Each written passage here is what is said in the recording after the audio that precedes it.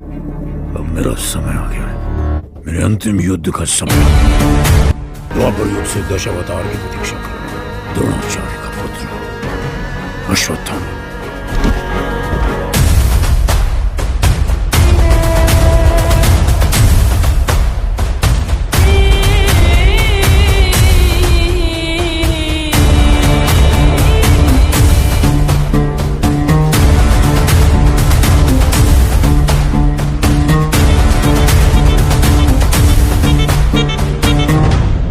Finally दोस्तों कल्कि का ट्रेलर रिलीज हो चुका है। हर बार की तरह ये भी अपने अनाउंस टाइम से लेट ही रिलीज हुआ है। वैसे भाई 600 करोड़ के फिल्म से हम जिस तरह की उम्मीद करते हैं वो इसका ट्रेलर हमको वो सब देता है। कहीं ना कहीं वो उम्मीद से भी ज्यादा दे रहा है। बढ़िया कॉस्ट्यूम, मेकअप, ग्रैंड स्केल, जबरदस्त बीएफएक्स और बढ़िया सा म्यूजिक सुनने को मिला है। इन सभी चीजों के अलावा कहानी को जिस हिसाब से प्रेजेंट किया है नाग अश्विन जी ने, उन्होंने दिल छू लिया है। अब पूरे ट्रेलर ने हमको इतना तो कन्विंस कर दिया है कि नाग अश्विन ने इस फिल्म में जो विजन दिखाया है वो हमारे सोच से काफी ज्यादा है। लेकिन इस बार ट्रेलर 2 में इन 4 चीजों पे काफी ज्यादा फोकस किया गया। संबाला, अश्वत्थामा का पास्ट और अश्वत्थामा और भैरवा की फाइट के सीन।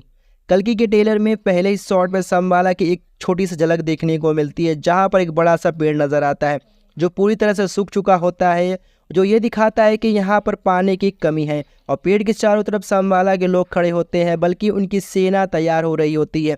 कल्कि के लोगों से लड़ने के लिए उन्हें ट्रेनिंग दी जा रही होती है। बट भाई इस ट्रेलर में हमें 2 टाइम पैनल देखने को मिलते हैं। पहले पैनल में द्वापर में महाभारत का वो युद्ध जहां अश्वत्थामा पांडवों के खिलाफ लड़ रहे होते हैं, वही दूसरी पैनल में फ्यूचर का वो टाइम जहां वो कल्कि के अवतार को बचा रहे होते हैं। दोस्तों इन दोनों टाइम लाइंस के बीच में कई सारे शॉट्स है, जहां हमको पहली बार कमल हसन का फ्रंट शॉट भी देखने को मिलता है, जहां वो ये कहते हुए पाए जाते हैं कि युग आए और युग बदले, लेकिन इंसान ना बदले और ना बदलेंगे। भाई साहब क्या डायलॉग मारी है कमल हसन सर ने। लेकिन इसी बीच बहुत सी स्मार्ट तरीके से हमें महाभारत की एक झलक दिखाए गए हैं। जैसे एक शॉट में हमें प्रेग्नेंट लेडी पर किसी वेपन से वार करते हुए दिखाया जाता है।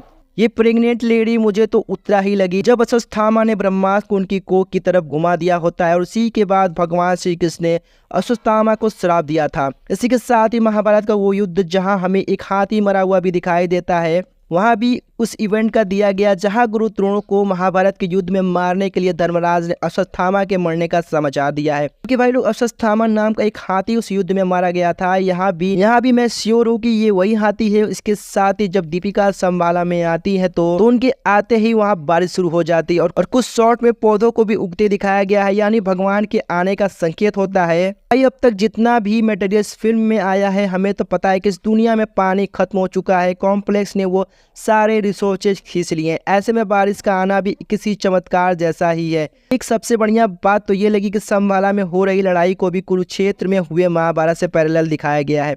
फर्क इतना है कि वहाँ खुद भगवान मौजूद होते हैं और यहाँ भगवान के अवतार को बचाने के लिए उन्हीं को ही पुकारा जा रहा है। इस ट्रेलर का वो लास्ट वाला सीन जिसमें जो भैरवा का ट्रांसफॉर्मेशन देखने को मिलता है ना, गजब दिल को सुकून देने वाला शॉट है। क्योंकि यहाँ पर वो बुज्जी को एक रोबोटिक जानवर में कन्वर्ट कर देता है। अब ऐसा क्यों करता है? आई थिंक आप ट्रेलर 1 में नोटिस किए होंगे कि अश्वत्थामा जब 5 लोगों को एक साथ अपने कंधे पर उठाकर फेंकता है तो वहाँ पर अश्वत्थामा की हाइट बहुत ही बड़ी नजर आती है। तो भाई भैरवा भी बुज्जी के चलते खुद को बड़ा करने वाला है। और भाई साहब ये कल्कि मेकर्स ने अपने हुकुम का इक्का भी दिखाते नजर आते हैं। ये शॉट ट्रेलर का one of the best shot नजर आता है जब कली का लुक और अड्डा दिखाया जाता है कॉम्प्लेक्स के अंदर। आप ध्यान देंगे तो कली के चारों तरफ पानी होता है और वो बीच में बैठा होता है और कली किसी का इंतजार कर रहा होता है। वैसे दोस्तों मुझे तो कल्कि का ये ट्रेलर बहुत ही ज्यादा पसंद है। आपको कैसा लगा कमेंट करके जरूर बताइएगा और ऐसे ही ढेर सारी मूवीज हिंदी में देखने के बाद चैनल सब्सक्राइब जरूर कर लीजिएगा।